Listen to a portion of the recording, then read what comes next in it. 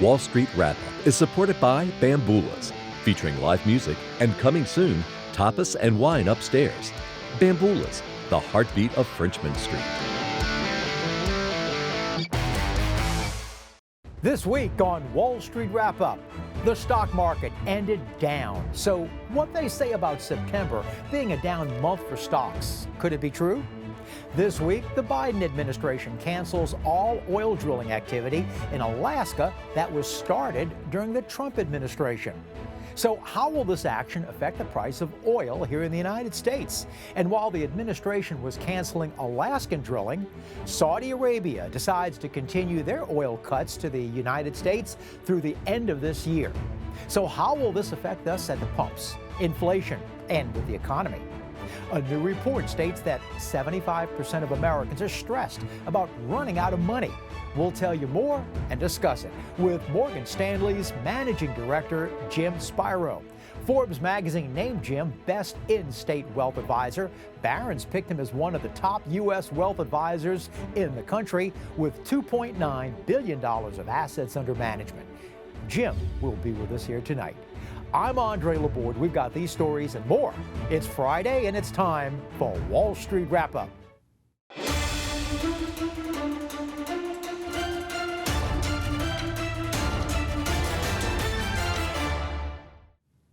Hi, welcome to Wall Street Wrap-Up. It's Friday, September the 8th. So, will this be a September to remember or one to forget? Usually, September has been a down or bear month for the stock market. Going all the way back to 1950, September led the way as the month with the largest amount of losses.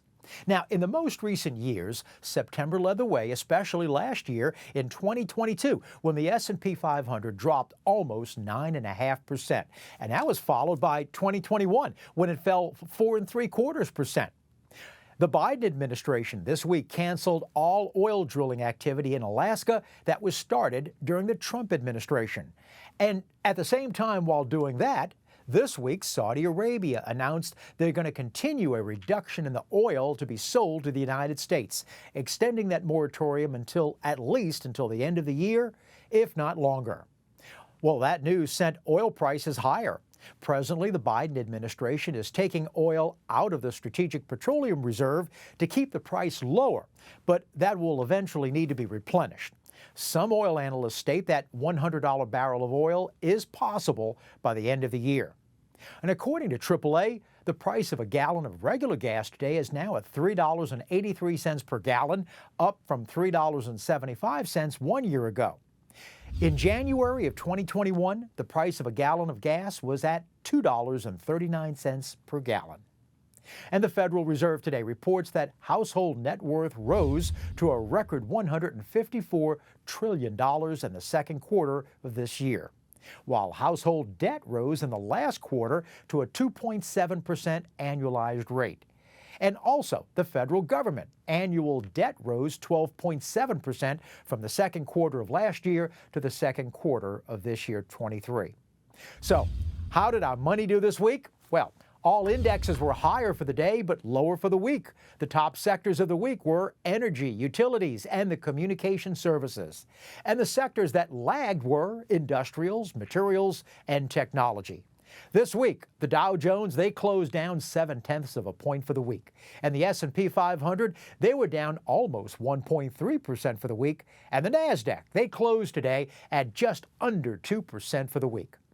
A new report shows that while most Americans will have to rely on their savings during these inflationary times, the report finds that 74% of Americans are stressed today about the personal finances from inflation and the lack of savings.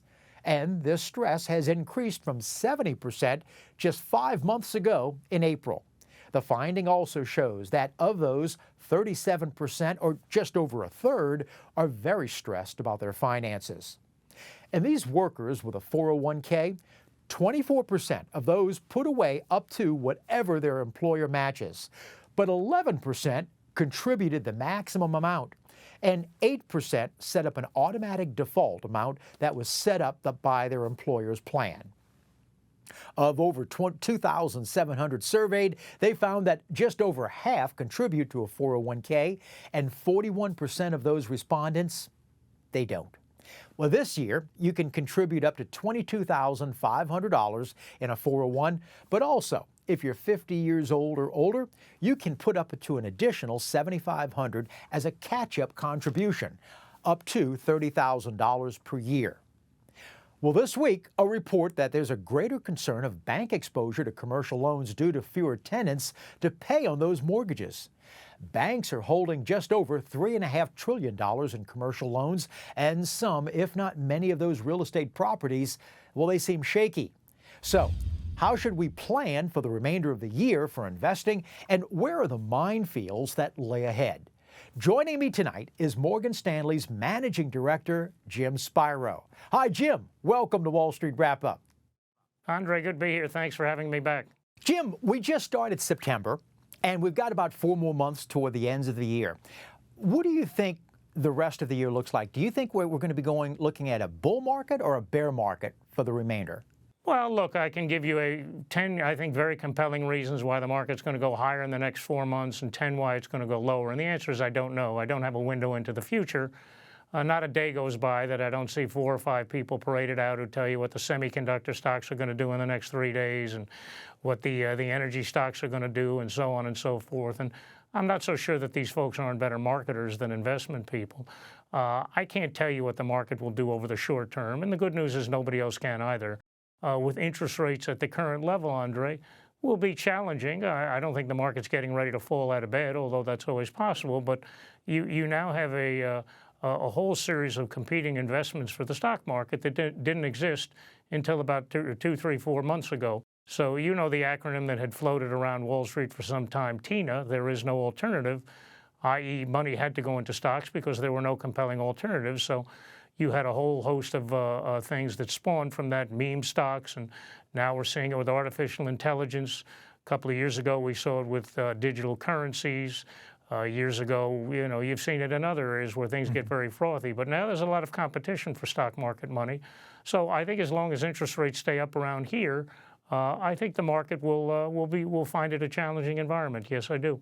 When we're looking at the Treasury bonds, you've got two-year Treasury notes that are trading for almost 5% yield. Yeah. I think it's like a 4.9, 4.95. Actually hit 5 this morning. It hit 5. Okay. Yeah. So in that case, I mean, if you've got somebody that would be looking at a possibility of having a secure 4.9 to 5%, or maybe even going up higher, or the stock market, what do you tell your clients? Well, I am looking at somebody like that, me. I look at me in the mirror, and I have that question with myself routinely. Most of the people with whom I deal, Andre, first of all, it's not an either-or scenario. They have some money in both pots, and I think as a general premise, that's as it should be. No matter how compelling anything looks, I simply don't put all my eggs in one basket. But your point is well taken. That said, I don't want to come across as if I'm dumping on the stock market. I have a substantial amount of my own net worth exposed to it, and I'm glad I do. And over the years, it has served me well. But if you look at what investing is, which is truly to be an owner of something, in the case of the stock market, you own a piece of a business, however infinitesimal it may be, then that's the time frame you're looking at, 30, 50, 100 years. Most people aren't going to be around for 100 years, but certainly 15, 20, 30 years. And you'll see that the numbers are pretty much the same. Democrat, Republican, rain or shine, cold or hot. It's about an 8.5 to 9% return. And there are pockets along the way where the market seems more compelling and others where it does not. But that doesn't cause me to whipsaw my asset allocation around for clients or for myself. But if you're asking me, am I bailing out of equities and pouring the money into treasuries, I am not, and I don't see myself doing that. Normally, September is usually the worst month from what I understand. True. When it comes to stocks, followed right after September, of all things, by August and then February. So with that thought, if September is such possibly, we'll find out on September 30th, if September is going to be such a bad month, would this be a great buying opportunity? if you're asking me if I'm a market timer, which I fundamentally reject because I found that to be a wonderful way over time to lose money, then I might look at these opportunities. There's a whole host of them. Sell in May, go away. There's the Santa Claus rally. But I don't have any clients who come to me towards the end of August and say, Jim, September is coming up. You think we ought to get rid of all of our stocks? And I think that would be a foolhardy thing to do. It's true there are 2, 3, 4 months a year that are pretty crummy, and you wouldn't expect it to be 12 out of 12. It's also true that if you look back, September over a protracted period of time has had an average rate of return of about negative 1.2%. So we're not talking about collapsing. But you must also realize that September is just a couple of months away from November, December, and January, which are historically some wonderful months. So I don't have the ability, and I don't believe anyone else does, to play it that tightly. I know a lot of people engage in that, and I see people on the various media outlets advocating doing that. I think that's a fundamentally unwise thing to do. You might get it right 3 or 4 times in a row, and then the 5th time you're likely to get your head handed to you. So using your premise, if you knew that September was going to go down in advance, and no one does, and if you knew it would rally shortly thereafter, then yes, it might be an interesting time to sell and buy back, but of course then you have tax considerations. But if you're asking me if that's a thought process I entertain, I do not. Coming up later on this month in September, the Federal Reserve will be meeting to see whether or not they're going to be raising interest rates. And of the 4 months remaining of the year, they'll be meeting 3 times. So they'll be meeting in September, November, and then also of December. Do you see them raising rates any more of those 3-time meetings, or do you think they're going to be holding? Well, I would let's take the one possibility you didn't entertain, which people are discussing a little bit, which is they'll hold and then shortly thereafter they'll do a U-turn and start cutting. I don't believe that's a realistic proposition. If I were a betting man, there is no such thing as a partial rate increase. I would think the odds are, somewhere 50-50, either no more increases this year or perhaps one as an insurance policy. They're certainly well aware of the fact, more than I ever will be, that monetary policy takes an enormously long time to really work its way through the system. You're talking about a $25 trillion economy that's had 500 basis points of interest rate increase pumped into it in a very compressed period of time. So they don't want to overdo it, but I think they are cognizant of the fact that rates, the low-hanging fruit has been picked, and I think it will require one of 2 things, either one more rate increase or a protracted period of time where rates stay around here before they begin to even entertain cutting. Because you still have a labor force that shows about a 3.8% rate of unemployment. And I think 3.8% unemployment is probably going to be inconsistent with a 2% rate of inflation. So I think they have a balancing act here. Maybe one more increase this year, maybe none. But I wouldn't look for a quick U-turn, Andre. I would not. There's possibly exposure to more commercial real estate with raising of rates, and because of real estate is going to be having a problem in trying to pay back their loans. Do you see that there are going to be more chips to fall, that maybe possibly more regional banks are going to be having exposure to commercial real estate and possibly even residential as well? Well, the commercial real estate, regional banks do have exposure to commercial real estate, some more than others, but I do think it's very plausible, and I would expect it to see more fallout in the commercial real estate area. You're already seeing not an insubstantial amount of that in some major cities. The occupancy rates are poor. That's a good bit of it is the residue from COVID, where the people have not returned to work. Return to office work the way the hope was that they would. And I think that's more of a permanent situation. So I think you have to separate downtown office space from strip malls and shopping malls and so forth. But I think the pandemic brought around a lot of change that will not go away, certainly not entirely. People working from home or a hybrid model. More people shopping online, and that causes a diminution of store traffic into malls, and that causes a diminution into store traffic to properties adjacent to malls, restaurants, retailers, so on and so forth. I think you'll see more of that. And if you're asking me, could commercial real estate become very challenged as mortgages come up that were 2.5%, 3.5%, and now they're looking at 7%? In conjunction with a diminished occupancy rate?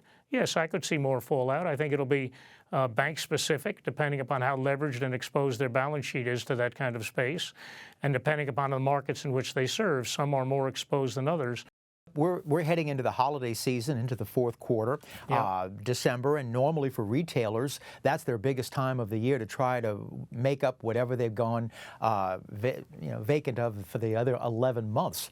But now, with, as we're talking about, with malls, with possibly changing their lifestyle of shopping, and also I'm wondering, Jim, the shoplifting has gotten so big that retailers are not just closing stores, they're pulling out of the cities, of maybe many of the larger cities. And also the retail sector is going to have a holiday season this year that would be from last year, or do you think it's going to be better or worse? Well, I think this, Andre. Number one, I think that I would never bet against the American consumer.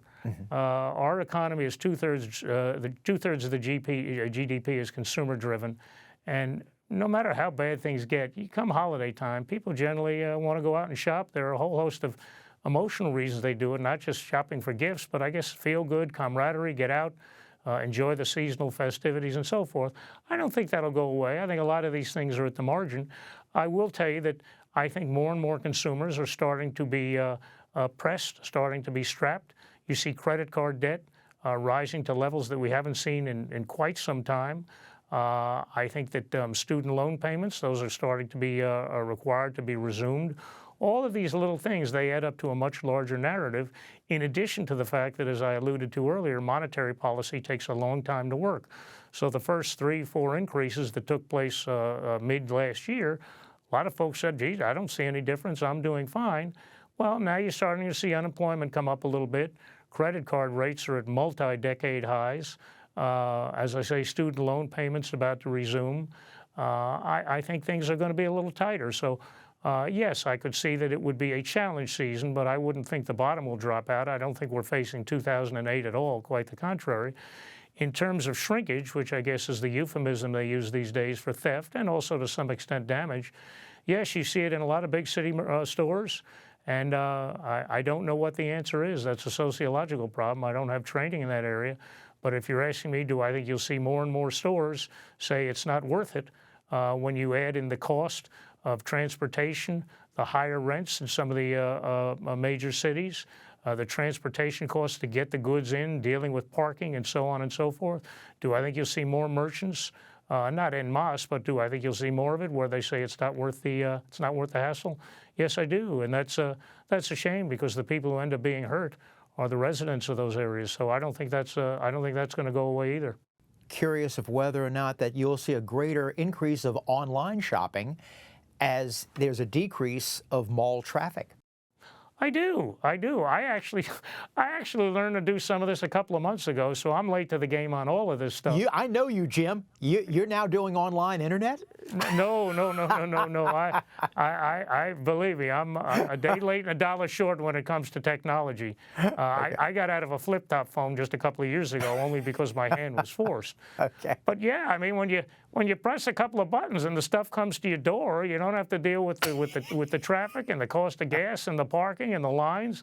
It's not such a bad deal. Now, I guess you don't get into the the joy of the season, but I'll have time to do that over the holiday season. But I don't think online shopping, it may ebb and flow depending upon the broader cyclical trends, but I think from a secular trend, it's here to stay.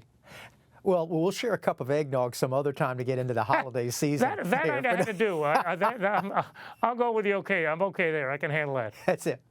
Jim, what about some of your clients of talking about commodities? You know, we're talking about inflation, we're talking about equities and such. Well, when we think of commodities, many times we think of gold. What is your thought? If one of your clients says, Jim, should I have any gold? What do you tell them? Well, I tell them, look, the gold is a peculiar thing. If you go back to the time of the ancient pharaohs, it's always had value. Even though there's no intrinsic value, it generates no income. You can't do anything with it.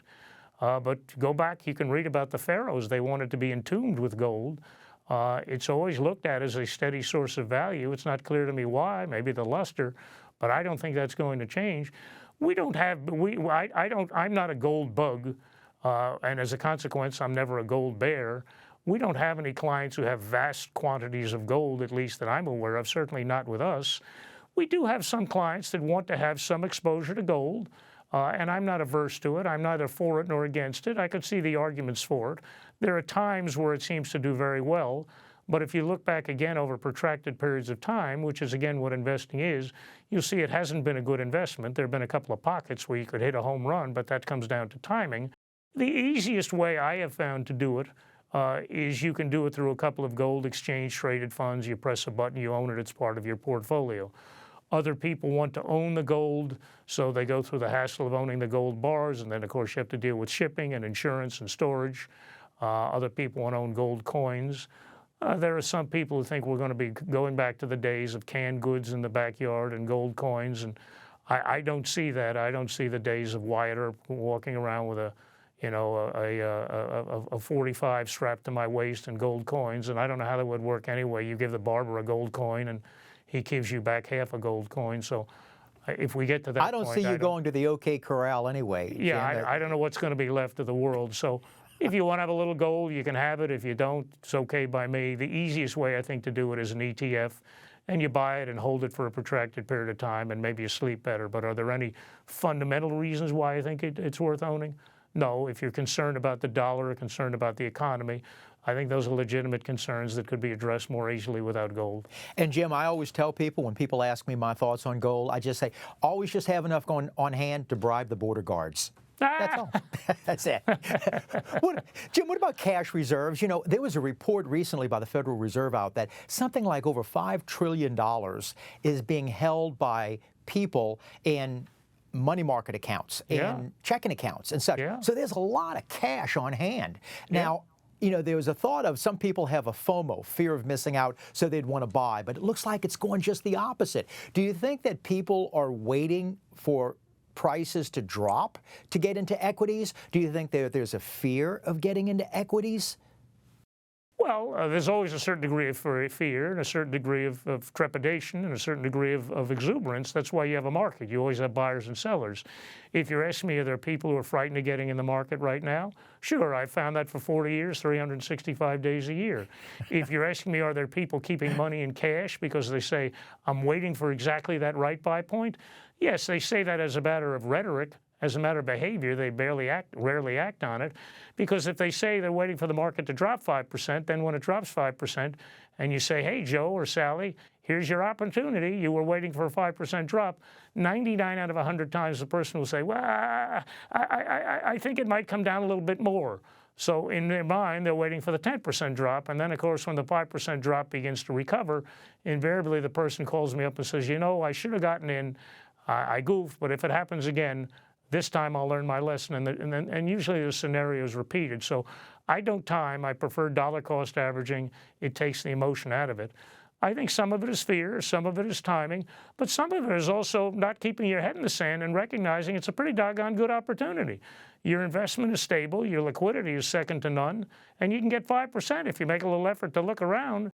And if you can get 5% with, as a matter of record, really very little risk, if any, as a practical matter. Yeah, sure, there's inflation and so on and so forth, but in complete access to your money, I think a lot of people say, I'll park some of my money there and put my head on the pillow and sleep pretty good, and there's nothing wrong with that. So I think it's simply a recognition that it's a compelling opportunity that hasn't existed for 20 years. Jim, there was just recently a story on how Saudi Arabia is going to be continuing their withholding of oil to the United States for longer than was originally expected. Now, oil last year, energy of last year of 2022, as bad of a market it was the #1 sector. First off, do you think energy oil will be reaching to $100 a barrel? And second, what do you think about oil as an investment of that sector, in that energy sector? Well, as you and I speak, oil is about $85, so we're $15 away. If you ask me, is the next move 15 up or down, I don't know. And again, nobody else knows, notwithstanding all the people they parade on TV. But if you're asking me, is the need for fossil fuels in this country, and the world for that matter, going to exist for some time to come, even though we're making efforts, some volitionally and some not, to wean ourselves off that? Yes, I believe so. And if you're asking me, do I think countries that sit on significant reserves, like the Saudis, at the end of the day are going to vote their wallet? Yes, I think that's the case. And if you're asking me, having exposure to the energy sector as a portion of a larger portfolio, I think the easiest way to do it is through a broad-based index fund like the S&P. But if you want to get a little more precise and have an energy sector fund, or even pick and choose, I have no problem with that. They pay some pretty good dividends. But at any given point, the Saudis can do a U-turn and say that they want to help us out some more if we offer them enough goodies. The situation in between Russia and Ukraine could take a turn for the worse or the better. So all of those things are possible, but if you're asking me, do I think it should represent an integral part of a larger portfolio for now and I think the foreseeable future? Yes. As to how you want to skin that cat, that's a personal decision, but I don't think we're done with fossil fuels by a long shot. Jim, we've only scratched the surface. I hope you come back. I hope you invite me and I'll come. Deal. Thanks. Jim Spiro. Thank you, Jim. Hey, if you have a question, maybe a comment about the show, we'd love to hear from you. Make it concise, make it piffy. Write us at andre@benacapital.com. So let's take a look at the markets heading into next week. But before we do, what did Philo T. Farnsworth invent on this day in 1927 in a laboratory in San Francisco, California? We've got the answer, and it's coming up.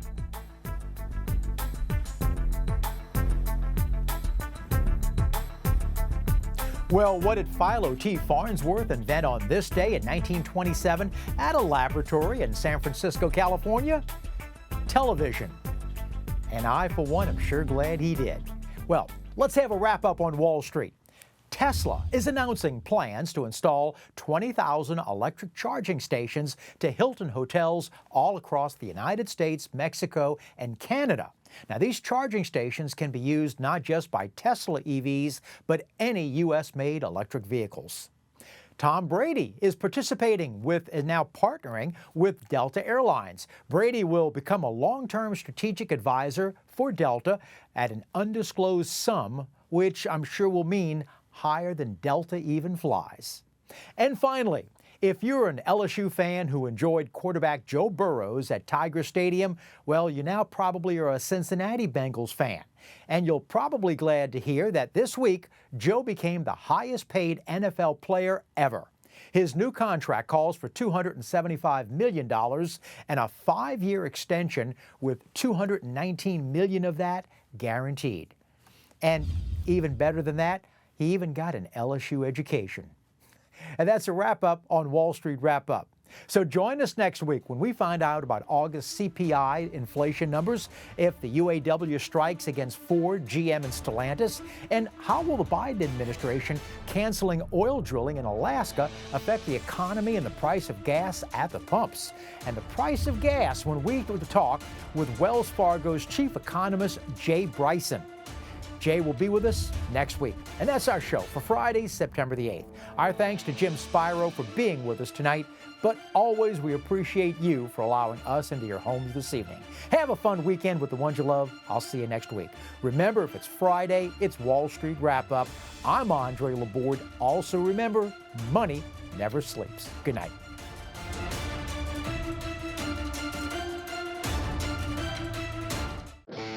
Wall Street Wrap-Up is supported by Bamboolas, featuring live music and coming soon, tapas and wine upstairs. Bamboolas, the heartbeat of Frenchman Street.